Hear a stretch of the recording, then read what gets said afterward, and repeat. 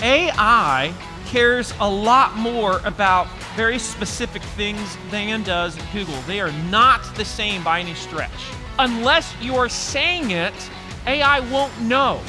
The issue is a lot of you are saying, if I can't have a really complex estimator, I'm not gonna have one. That is a terrible choice.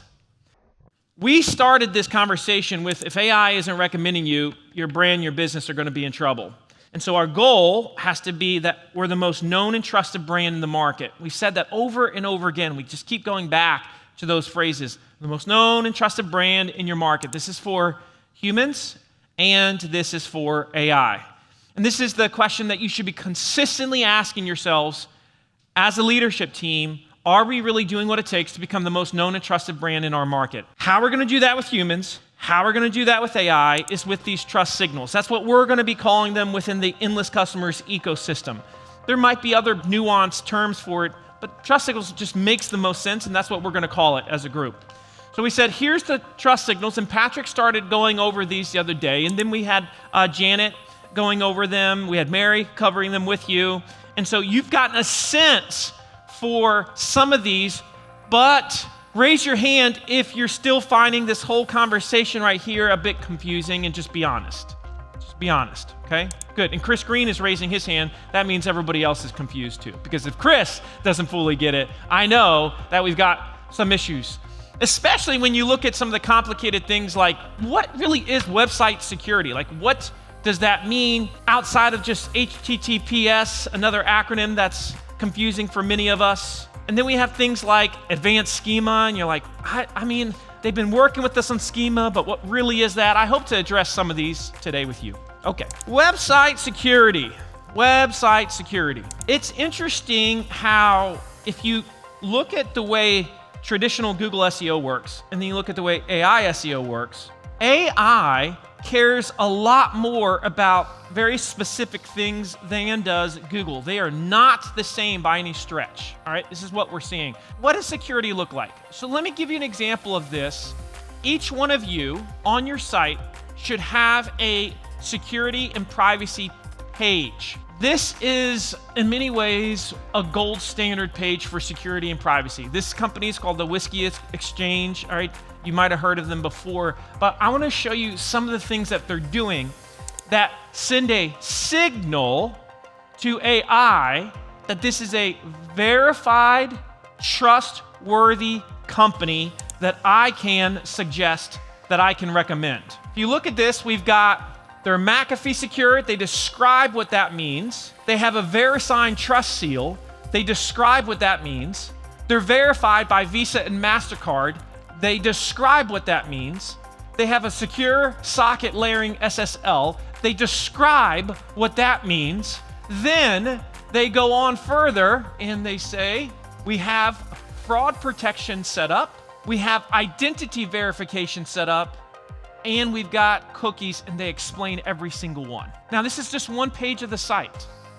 But if you look at this, what they've done here, we've essentially set up 7 of these core signals that back up this idea of security. Raise your hand if you have set up a page on your site with privacy and security proof close to this level yet. So we've got 1. Okay, good. Good. So assignment number 1, show every way that you have secured and made private or ensured privacy on your site.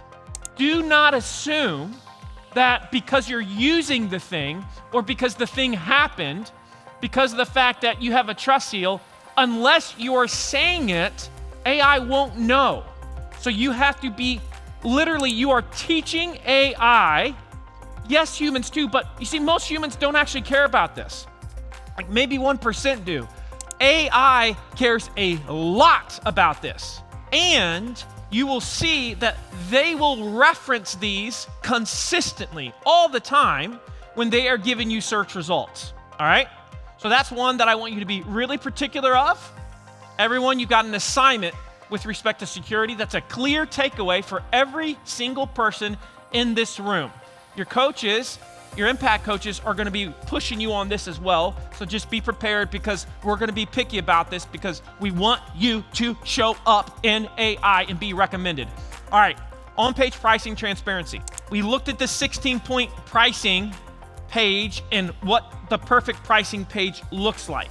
We gave you a GPT that you can use to set that up. We talked about estimators as well. And by the way, I was having a conversation with a colleague this morning, and she was telling me, she's like, I've got a company that is not seeing the lead flow they want. And she told me the industry, and I said, do they have an estimator? She said, Marcus, the issue is, it's pretty complex, and in order to do that, they've got to spend a lot of money to get a complex estimator, and this is not in the budget yet. And I thought, why is this company waiting? There's enough technology, whether it's Price Guide or another, to use a bridge estimator now to then. The issue is, a lot of you are saying, if I can't have a really complex estimator, I'm not gonna have one. That is a terrible choice. It is a terrible choice from a UX perspective. It's a terrible choice from a lead generation perspective. It literally makes no sense to me, especially if you're saying, I'm struggling with lead flow. Any single person in this room right now, I could go up to you and I could say, how much does it cost for your product or service? You would say, I have a series of questions to ask you first. You would ask them, I would answer them, and you would say, roughly, I think this is where you're gonna be. Every company in this room, there's not an exception to that. That means you could have an estimator. Some of you are literally just saying it has to be so perfect that it's preventing you from experiencing success and more trust in the marketplace. Now, outside of that, there are signals within your pricing pages and within your messaging that will help AI understand what on-page pricing transparency looks like.